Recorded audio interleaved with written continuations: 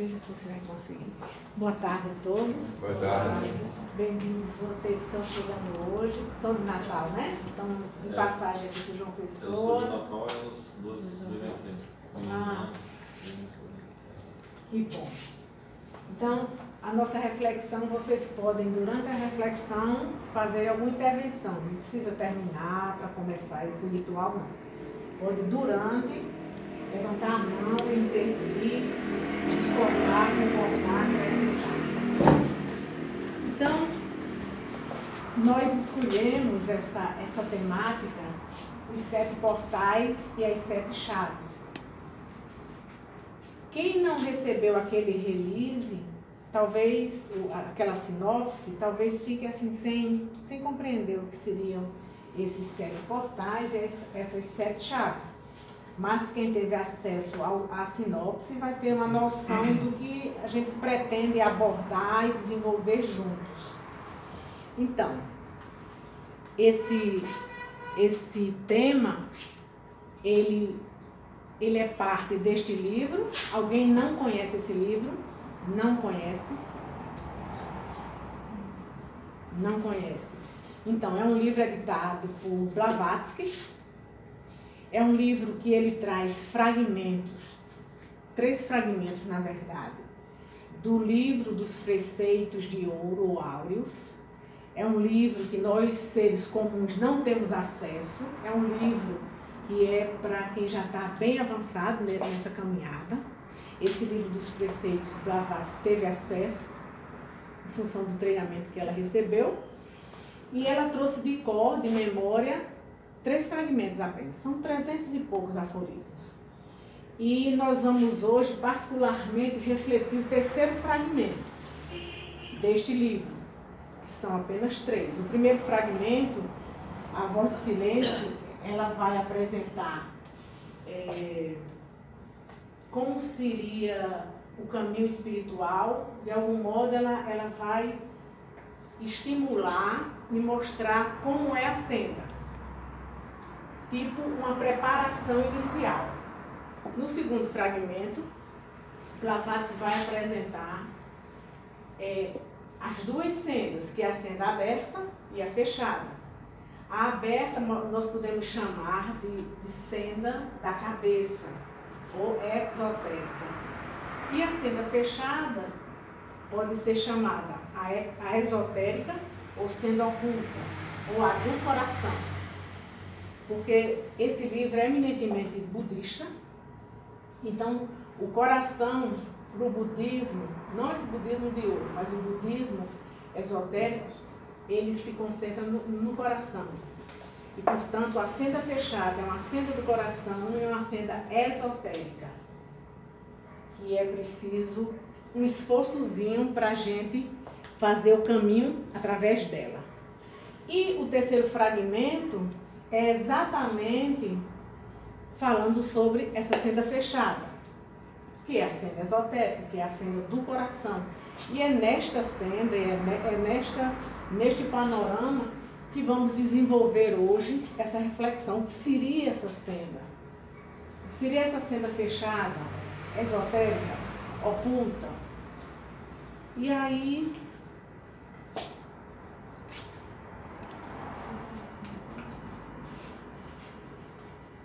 isso aqui vocês podem ler antes de a gente iniciar.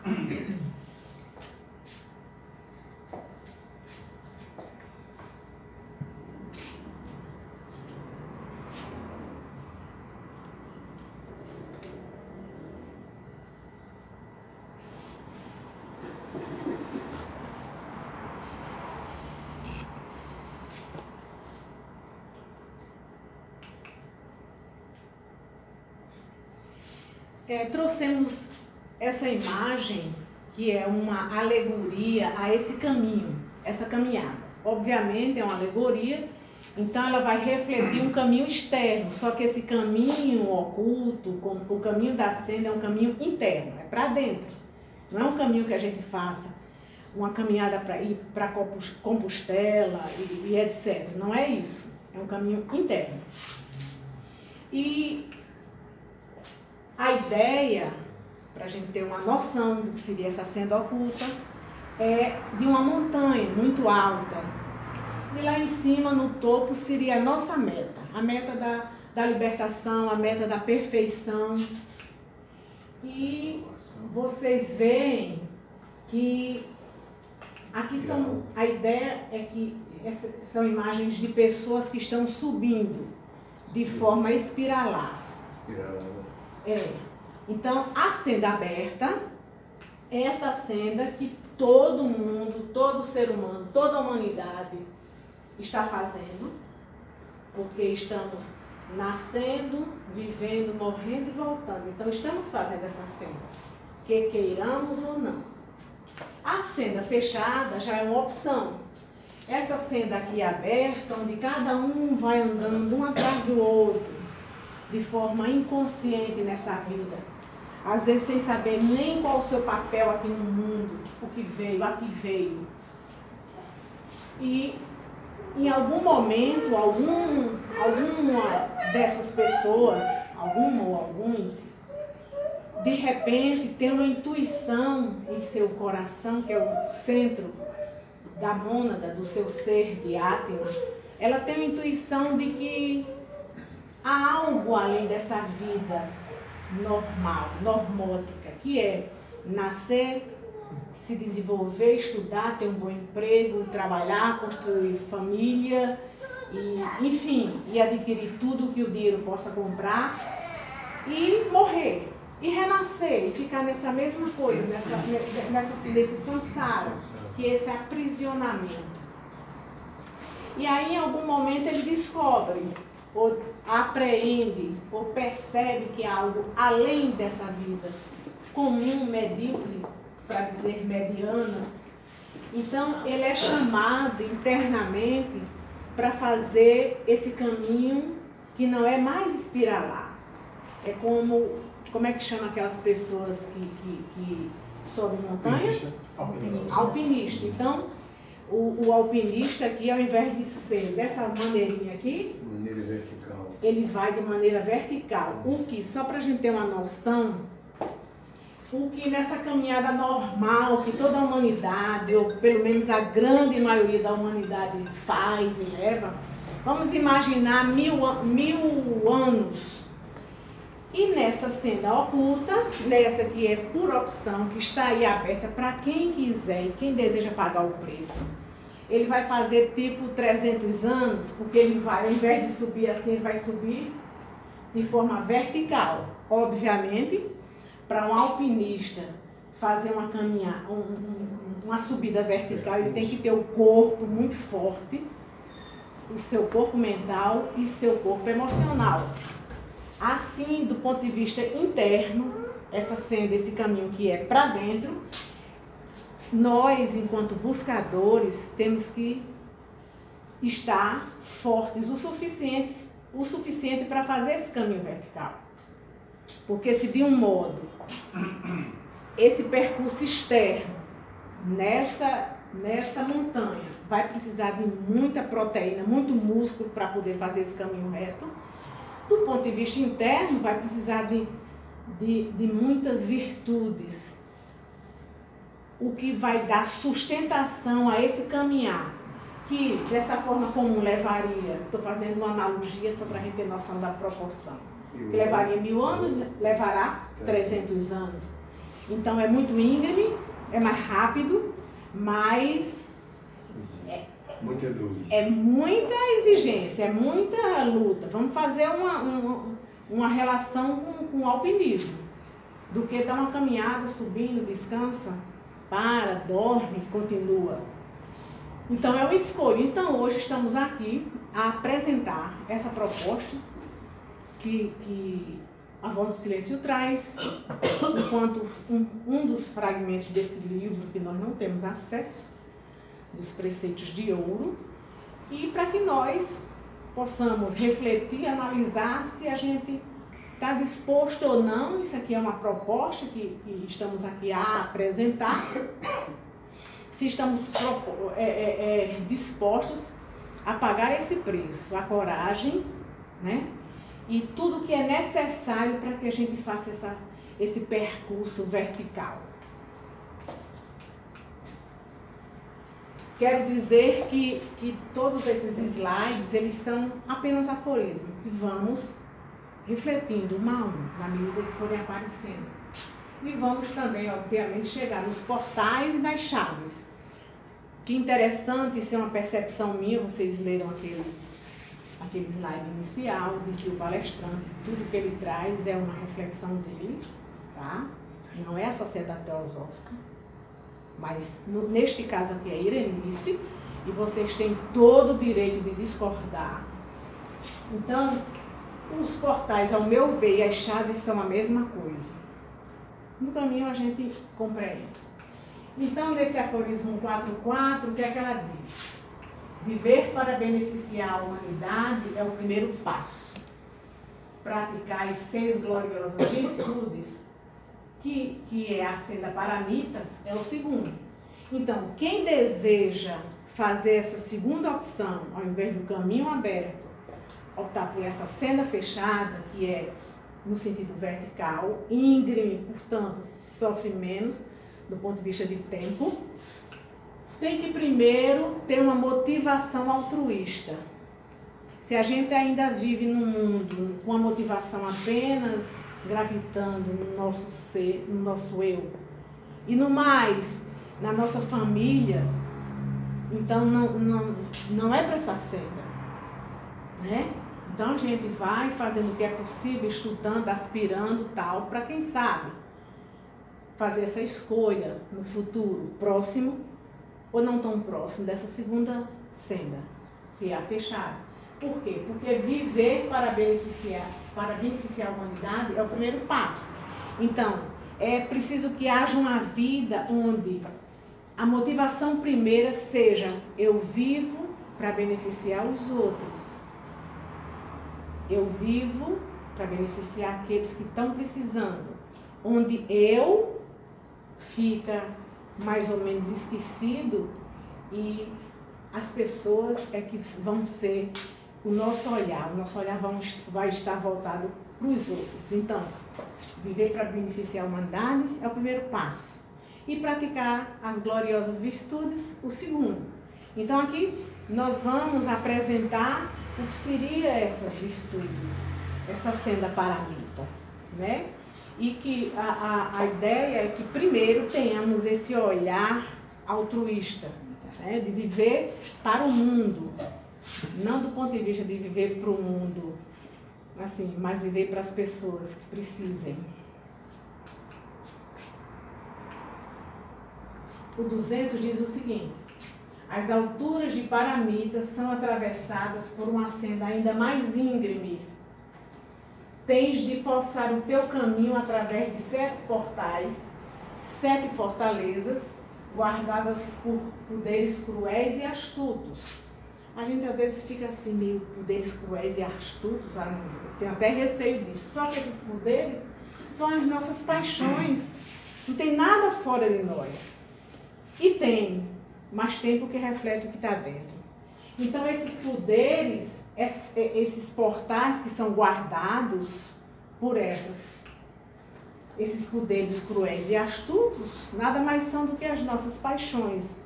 Então, pela lógica, o que seria atravessar esse portal? É erradicar essas paixões. Erradicou as paixões, essas paixões que nos imobilizam, que nos deixam sempre para trás. Erradicou, forçosamente a gente acessa esse portal. Essa é a chave. Essas são as chaves.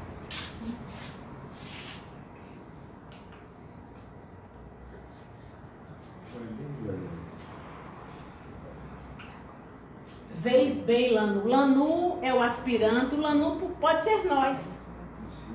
Vê o discípulo, mas eu estou falando enquanto nós, enquanto alguém que aspira ainda. Então, vês bem, Lanu, esses portais levam o aspirante a cruzar as águas para a outra margem. Cada portal tem uma chave de ouro que se abre, que o abre. E essas chaves são, então nós vamos enumerar. Então veja que atravessando esses 7 portais vai nos levar a outra margem. Se a gente está numa margem de cá, no processo de desenvolver essas, que são as paramitas, vocês vão ver essas virtudes, elas vão nos habilitar a atravessar esse rio, que é o rio, é o oceano, o rio do sofrimento, da dor, que não precisa a gente ir tão longe para perceber o mundo, o Brasil. E nós, das em alguns decepções, momentos, né? as decepções, os desencantamentos, os sofrimentos físicos, emocionais, mentais, as injustiças, tudo que a gente vê. Então, se quiser atravessar esse lago, essas águas do sofrimento, então praticar as paramitas, viver para beneficiar a humanidade é o primeiro passo. Então, isso vai nos levar, essa postura de vida, essa forma de viver vai nos levar a outra margem, que aí já não sofreremos.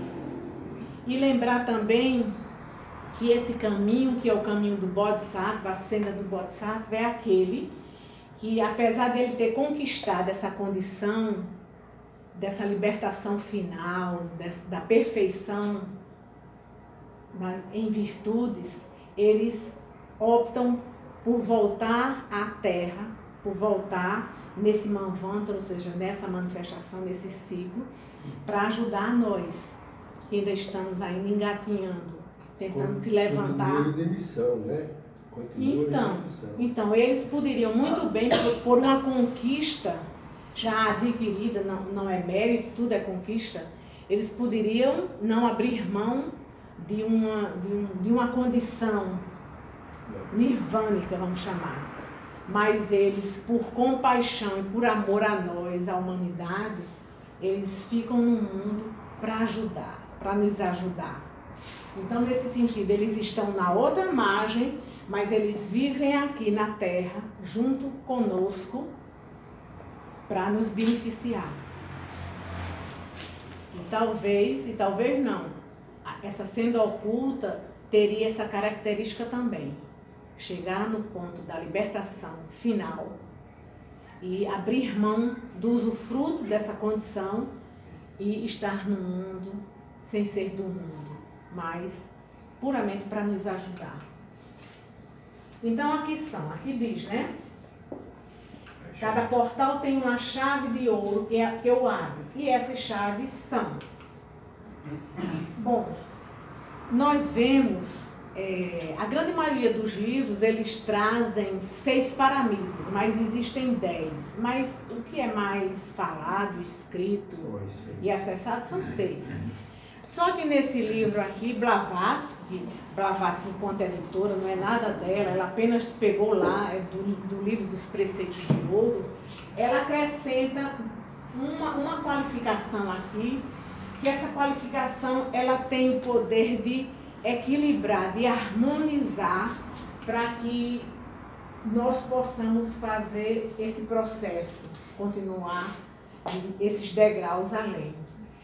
Então, as paramitas, de modo geral, são essas 3, mais essas 3 aqui de baixo.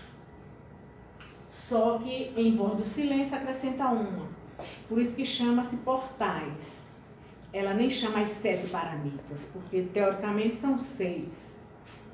Então começa por essa palavra aqui, entre parênteses, são palavras em sânscrito. Eu trouxe porque eu penso que elas têm um poder. E além de encerrar um significado que na nossa língua a tradução fica muito aquém. Então, Dana, a primeira paramita, Dana, Tila, Kshanti, Viraga, Vairagya, Virya, Dhyana e Prajna. Então, vamos lá. A primeira, Dana, o próprio nome já diz, é o dar, é a generosidade, é a bondade, é a doação, a caridade. E nela... Nessa primeira paramita, há 4 aspectos ou níveis. Primeiro, a questão da prática do Dana, da paramita Dana, no sentido financeiro. É muito fácil a gente ajudar economicamente, dar uma esmola, às vezes não quer nem tocar na mão daquela pessoa que está a pedir. E muitas vezes dá para se ver livre. Mas quando você já dá algo que está além do dinheiro, que o dinheiro não compra, quando você dá seu tempo, quando você dá sua compreensão, quando se dá, fala-se que o segundo nível de Dana é o nível do Dharma, que seria aquelas pessoas que sabem mais que nós, dita um livro ou dá uma palestra, pessoas que sabem mais que nós. É diferente daqui que somos todos estudantes. Mas é alguém que aprendeu algo, aprendeu do ponto de vista interno e ela divide. Ela divide com o outro. Então, são aspectos de uma mesma virtude, né? Então, a mais fácil é a virtude material. Se a gente ainda não consegue isso, é sinal de que está faltando muita coisa para a gente, né? Porque se a gente não consegue dar o mais fácil, avalia o mais difícil. Mas tudo isso é um processo, né? A segunda Tila é a prática da ética de princípios. É aquela equanimidade do ponto de vista, a harmonia no pensar, no falar e no agir. É uma ação, é um estado que a gente adquire onde a gente não mais causa ou cria karma. É uma ação que ela se encerra ali, não há um apego nessa ação, o resultado dela. A ação foi feita, o evento foi feito, terminou ali, acabou, vai para outro. Passado não existe, passado é só hoje. Então, é uma condição que a gente pode, obviamente, ir desenvolvendo, onde a nossa ação de pensamento, de palavra e de ação não gere mais karma. E isso tem níveis também. Shanti é a paciência. Aí vocês vejam que aqui no meio chega o desapego, o desprendimento e a renúncia.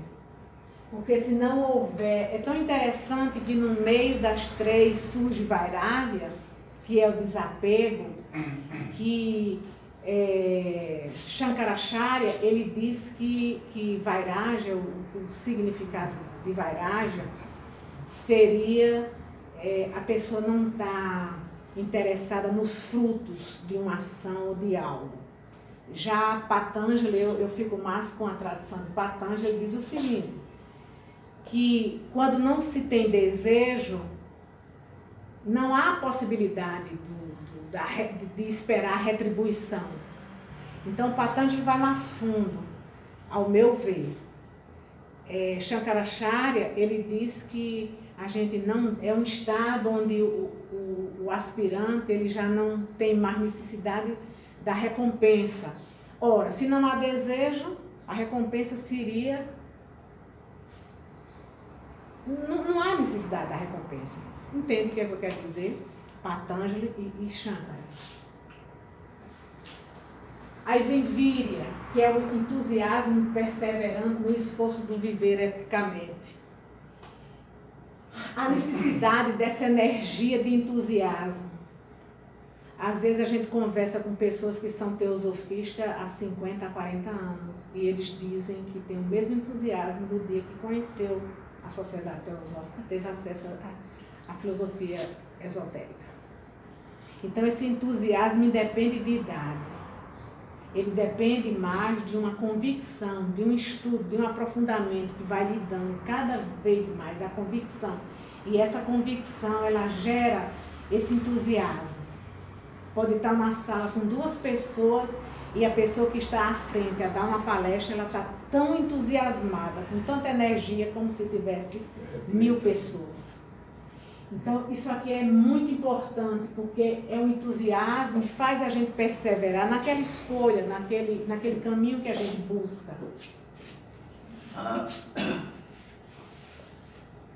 E também há um aspecto aqui de Virya, que no budismo também a gente vê imagem de muitas deidades, né? Aquelas deidades iradas.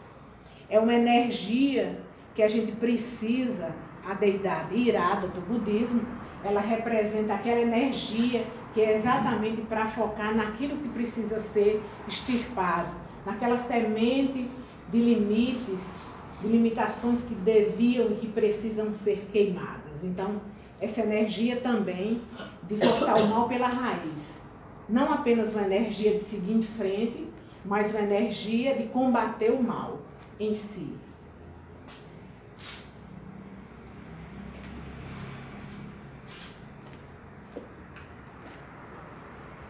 Diana, atenção, silêncio, concentração que leva à meditação. Aqui está bem claro, né? E Prajna, que é a última paramita, é o discernimento, a claravisão e a sabedoria. Agora vamos lê-la de baixo para cima. Para obter a sabedoria, a claravisão e discernimento, é preciso que haja meditação, é preciso que haja atenção, silêncio, concentração e meditação. Para que haja sabedoria e a meditação, é preciso o quê? Que haja energia, esforço entusiástico. Para que haja a sabedoria, a gente acesse a sabedoria através da meditação e com o esforço, que é o alimento da meditação e da nossa caminhada interna, é preciso que não haja desejos, porque senão a nossa energia vai estar focada em usufruir daqueles desejos. Isso também é preciso que haja paciência para lidar com o nosso tempo, que é lento, que às vezes a gente consegue e cai. Quando pensa, quanto mais reza, mais assombração aparece, nesse sentido.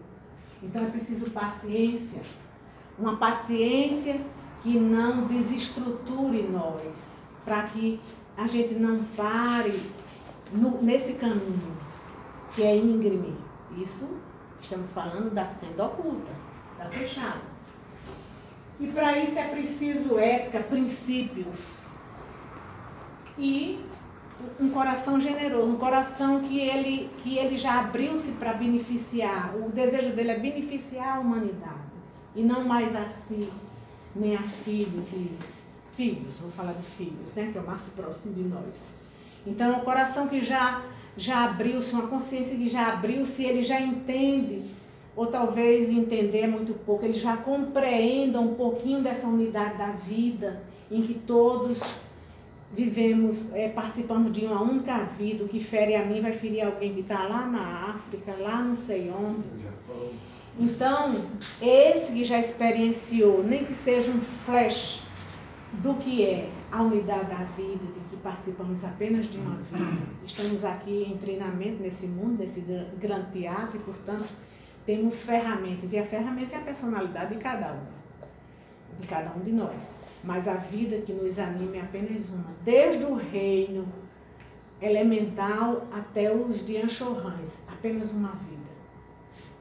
Então, essa pessoa já tem o altruísmo de pensar na humanidade, viver para a humanidade, beneficiar a humanidade, é o primeiro passo.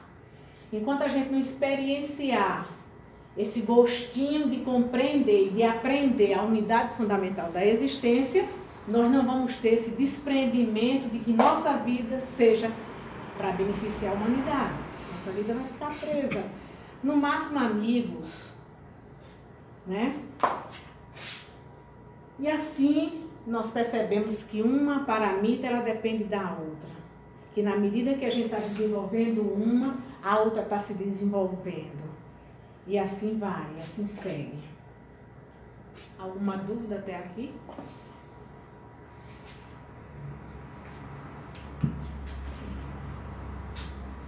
Aqui é a tradução do livro, tá? Eu já falei um pouco das paramitas, mas nós vamos ver ipsis literis. Então, Dana, que é a generosidade, no livro diz, é a chave da caridade e do amor imortal.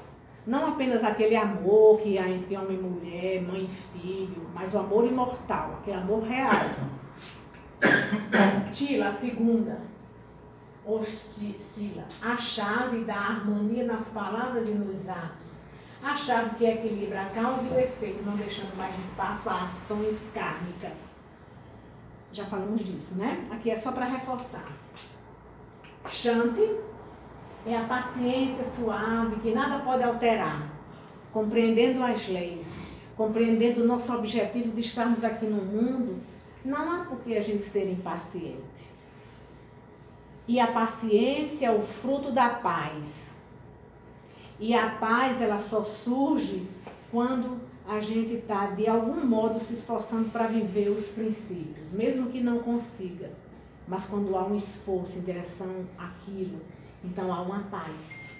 E, obviamente, a paciência é filha da paz. Se não há paz, infelizmente, a paciência não chega nem junto. O espírito vive sempre irrequieto, né? Isso, se não há paz. Não há paz. E, portanto, é uma pessoa impaciente. A quarta, Virago Vairagem, é a indiferença ao prazer e à dor, a ilusão vencida, somente o percebimento da verdade.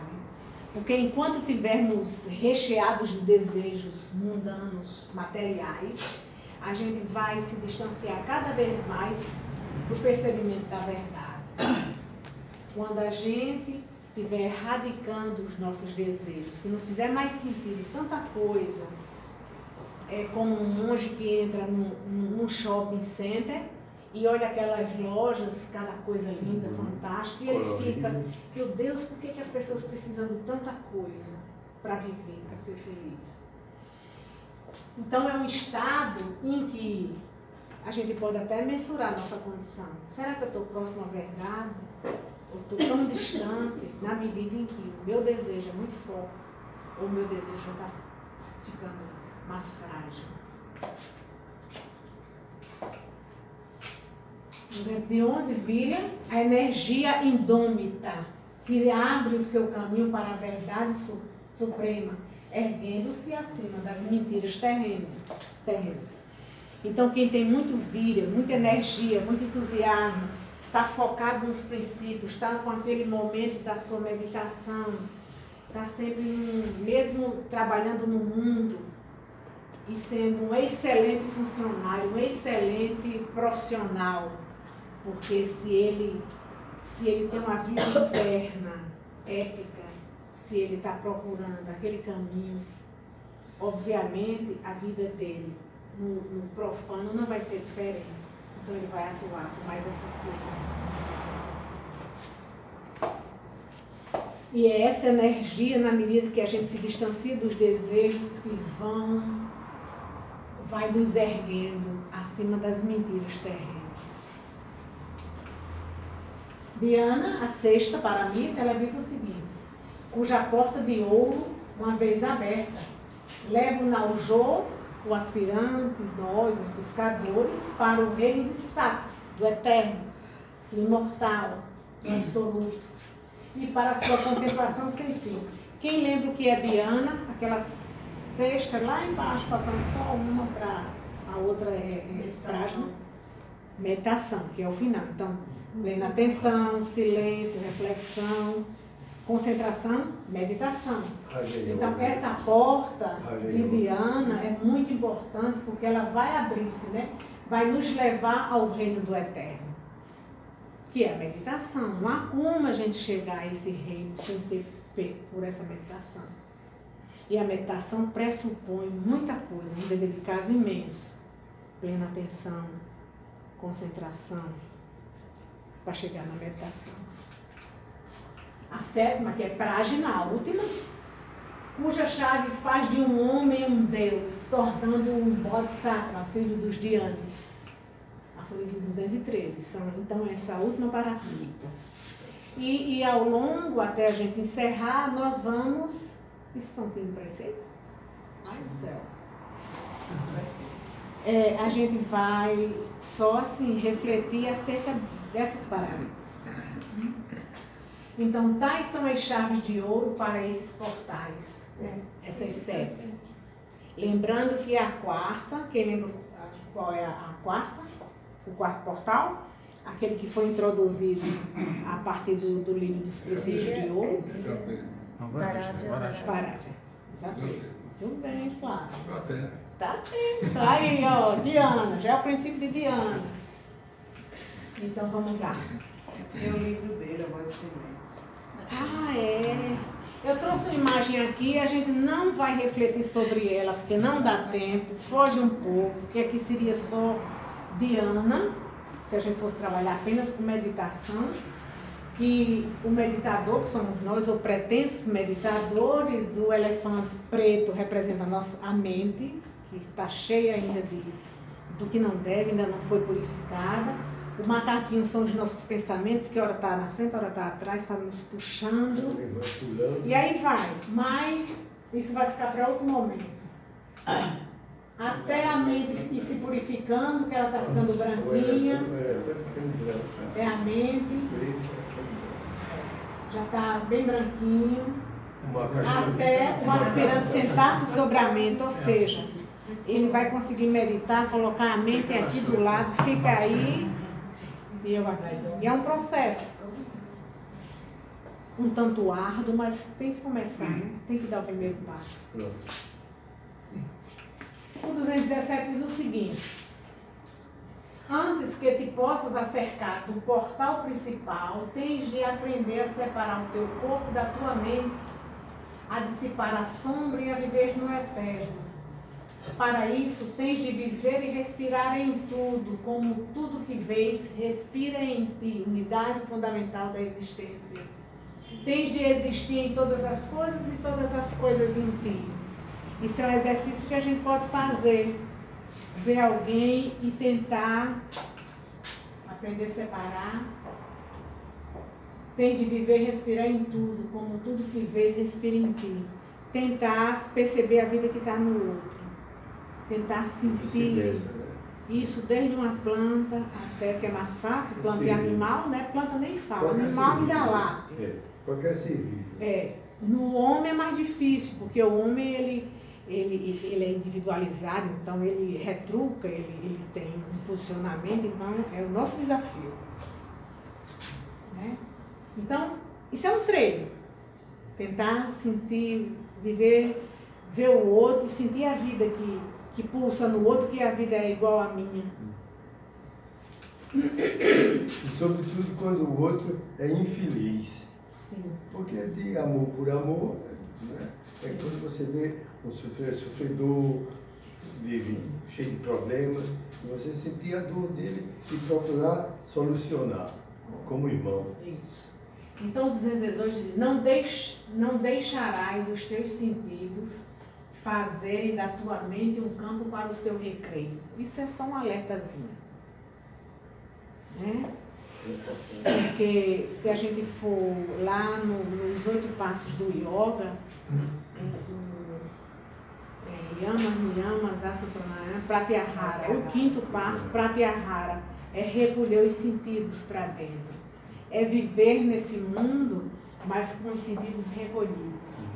Porque os nossos sentidos são como tentáculos, né? Ele vai pegando aquilo que vai. Perturbando a mente. A gente às vezes sai da cozinha, vai no quarto fazer uma coisa, no caminho encontrou uma coisa, já esqueceu o que ia fazer.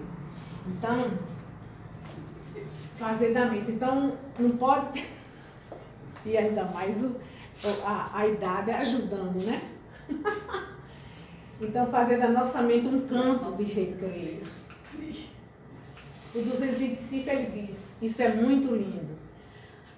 Ele está dizendo para nós, para o aspirante: afinaste o teu coração e a tua mente com a grande mente e o grande coração de toda a humanidade, porque como a voz sonora do rio sagrado, na qual todos os sons têm o seu eco, assim deve o coração daquele que queira entrar na corrente, atravessar para outra margem, vibrar em resposta a cada suspiro e pensamento de tudo quanto vive e respira.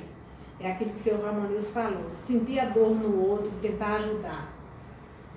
Pode ser com pensamento, você pode focar energia para o outro sair daquela condição. Não precisa dizer nada.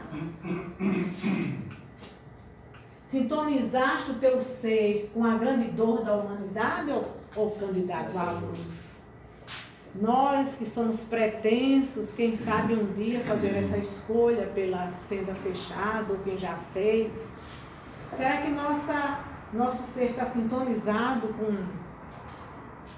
com a grande dor da humanidade, essa humanidade órfã que fica atrás de um pai que lhe resolva as coisas, um salvador, porque desconhece que está em cada um de nós a forma de resolver seus problemas e seus conflitos. E nós, que de algum modo já acessamos, nem que seja um milímetro divídia, né? A vida é o oposto a essa ignorância fundamental, de que somos separados, de que não somos divinos em essência. Então, se nós já tivemos acesso minimamente a essa condição, é tentar sintonizar e ajudar, se tiver circunstâncias possíveis disso, né? Então, sintonizar o teu ser, todo o nosso ser, com a grande dor da humanidade ou candidato à luz. Porque é essa sintonia com a dor da humanidade que vai nos capacitar e vai nos favorecer a desenvolver a compaixão. E é essa compaixão que vai nos levar a fazer essa opção da senda dos Bodhisattvas, que, mesmo tendo conseguido um status espiritual que lhe dão a possibilidade de uma outra vida, eles abrem mão dessa condição e vêm ajudar. Como uma mãe que arrisca a vida para botar um bebê no mundo e que podia estar fazendo mil coisas, mas está ali diligentemente criando aquele serzinho. Armado com a chave da caridade. Qual é a chave da caridade? Da generosidade? Primeiro é dana. Dana é o dar. Do amor e da eterna misericórdia, podes estar tranquilo ante o portal de dana, o portal que fica à entrada da senda. Então, se nós estivermos armados com essa chave da generosidade, nem que seja o mínimo possível, porque esse desenvolvimento das paramitas é até a perfeição. Mas temos que começar. Então, nós estamos aptos a entrar na primeira senda, no primeiro portal. A entrada da senda. 235 diz: o medo, ó discípulo, mata a vontade e paralisa toda a ação. Se é falho na virtude tila, que é aquela paciência, aquela serenidade, o peregrino tropeça e pedras kármicas lhe ferem os pés ao longo da senda pedregosa, essa senda íngreme. Então, o medo, nós vivemos num momento histórico que pode nos levar a esse sentimento, cada dia mais. Mas a gente não deve alimentar esse sentimento do medo. Ser perseverante. Então, é preciso energia, é preciso convicção, porque esse medo é falta de convicção, é falta de conhecer o que verdadeiramente faz sentido para a nossa vida, não para a vida material. O medo é o desconhecimento. Pisa com segurança, ó candidato, banha a tua alma na essência de Kshanti. Quem lembra o que é Kshanti? Paciência. Eu quero só fazer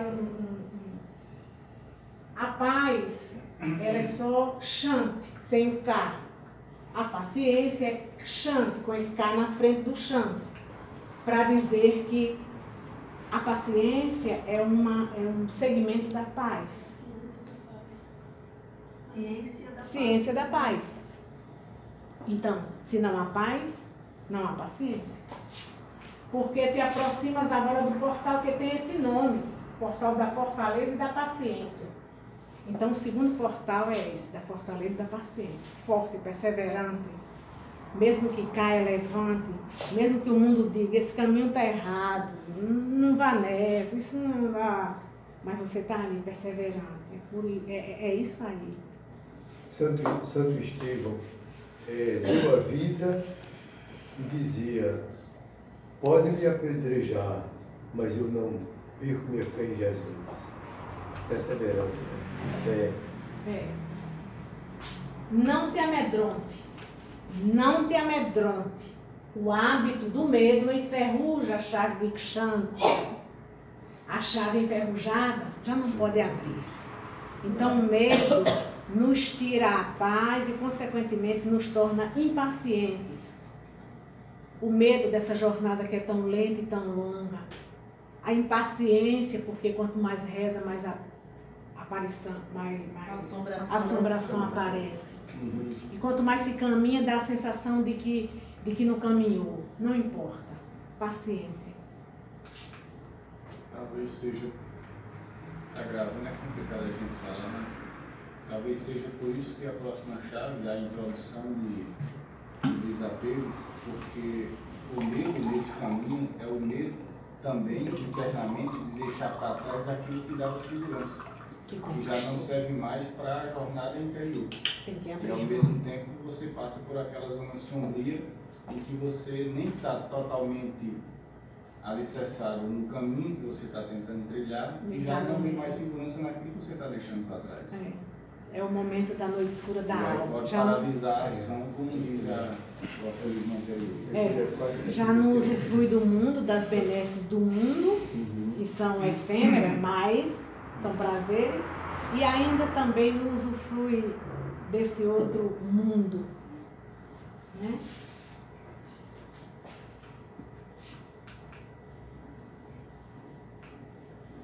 Tudo é transitório no homem, salvo a pura e brilhante essência de Alaya. Alaya é Atma em nós, é a divindade em nós, que nos possibilita esse processo de evolução, porque se nós fôssemos desligados dessa fonte universal, dessa alma universal, nós não teríamos condição de evoluir, porque éramos estanques. Uma vez que participamos dessa vida universal, é possível essa evolução. E se todos os seres que deixaram esses legados evoluíram, chegaram à libertação, então nós também podemos. E pensar que esses seres que hoje são libertos, eles passaram por condição pior que a nossa, atualmente. Então é possível. O homem é o seu raio cristalino, o raio de Alaya. O homem é o seu raio, está ligado. Internamente um feixe de imaculada luz. Na superfície inferior, uma forma material de argila, que a argila quebra, é material, é efêmera. Esse raio é o guia de tua vida.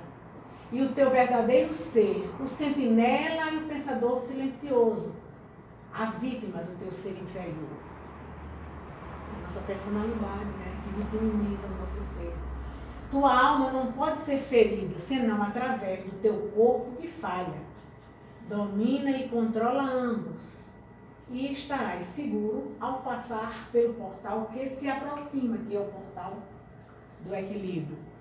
Vairagya, aquele portal 4, aquele que une os 3 primeiros e os 3 segundos. Então é o portal da harmonia do equilíbrio, que é a ausência de desejo, o desapego, o não querer usufruir de benesses.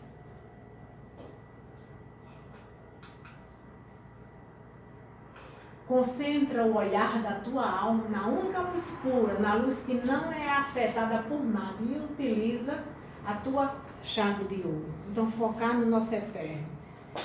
Isso é uma prática.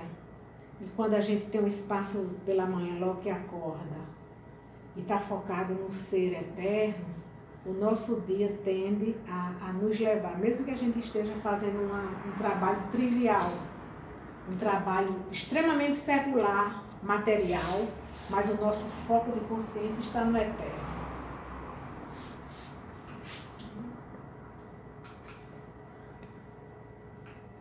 Quando atingires esse estado que falamos agora, o nosso foco está no eterno, os portais que tens de conquistar na cena se abrirão de par em par para que possas passar. E os maiores poderes da natureza não terão força para te embargar o passo. Serás o dono da cetoplacenda, aqui é o 7º portal.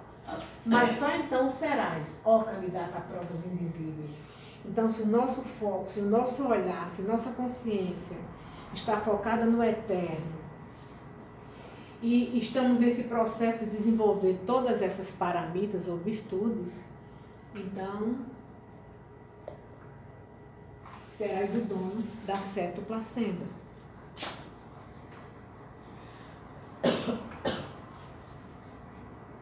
Daqui para frente o teu caminho é claro. Vai direto à porta de Víria. Víria, energia indômita. O quinto dos 7. Estás agora no caminho que conduz ao refúgio de Diana, o 6º portal, o portal de Bore. Então é preciso energia, é preciso entusiasmo para a gente seguir, porque se não tiver Víria, a gente não consegue, desanima, porque às vezes a gente se desanima mesmo, né? Mas se a gente está alimentando Víria, então é mais difícil haver o desânimo que vai paralisar e até nos tirar da senda. A porta de Diana é como um vaso de alabastro, branco e transparente, dentro do qual arde uma firme luz dourada. A chama de Prajna, que de Atma irradia. Então aqui nós vemos o 6º e o 7º portal. E o 7º portal, que é a sabedoria, que vem de Atma, Atma irradia. Então só é possível através de Diana. Então é uma coisa que pressupõe a outra, que depende da outra, que está totalmente conectado à outra. Sabe, ó conquistador dos pecados, que uma vez que um Swami tenha atravessado a 7ª senda, isso é muito lindo, ó. Toda a natureza vibra com alegre admiração e se faz submissa. A estrela prateada cintila a novidade, as flores da noite. O riacho murmura esse conto, as pedras, as ondas escuras do oceano o cantam aos espumosos rochedos. As brisas perfumadas o cantam aos vales. E os altivos pinheiros sussurram misteriosamente. Surgiu um mestre do dia. Nasceu mais um mestre, nasceu mais uma flor da humanidade. Um mestre do dia. Bem poético. Muito lindo, né? Um mestre desse Manvantara. O dia é o dia de Brahma. Então toda a natureza se alegra, toda a natureza vive, se harmoniza. Nasceu mais uma flor. É muito lindo. Nasceu mais uma festa no céu, né? Festa no céu. Quanto mais com ela te unificares, fundindo o teu ser no seu ser, quanto mais a tua alma se unir àquilo que é, mais te tornarás a compaixão absoluta. Isso. Então, esse exercício de nós nos unirmos com o ser, o verdadeiro ser, isso faz a compaixão brotar e amadurecer. Volta o último slide do poema. 281. É interessante que essa linguagem poética, ela vai em todas do universo, né? Da estrela, das flores, Tudo. da noite, do riacho. Todos os reinos. Mas ela chama todos os reinos. Tudo se alegra. Uma festa Todos os É uma cantos festa da terra. universal, né? Quando um avança, quando um... Né, O rochedo tudo que está na Você vê a manifestação perfeição, avança. que é a linguagem também. Os próprios minerais sentiram. Tudo. Inclina agora a tua fronte e escuta bem, ó Bodhisattva. A compaixão fala e diz: pode haver felicidade quando tudo que vive nesse mundo tem de sofrer? Quererás te salvar ouvindo todo o mundo chorar? Porque a cena do Bodhisattva, quando se coloca o pé na senda, já chama a cena do Bodhisattva, mesmo ele não tendo ainda se tornado o Bodhisattva assim, completo. Então, haverá felicidade para um ser desse status que está desenvolvendo as virtudes. Ele ser feliz quando tudo que está ao seu redor sofre? Será que uma mãe é feliz quando um filho sofre? Então a gente pode fazer uma analogia para, mesmo com uma proporção extremamente distante, né? Porque o amor de mãe ainda é egoísta, ele está amando aquilo que é dela, proviu dela.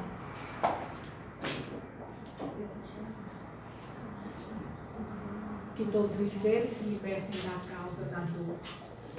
e que todos os seres gerem as causas da felicidade, que é desenvolver as paramitas.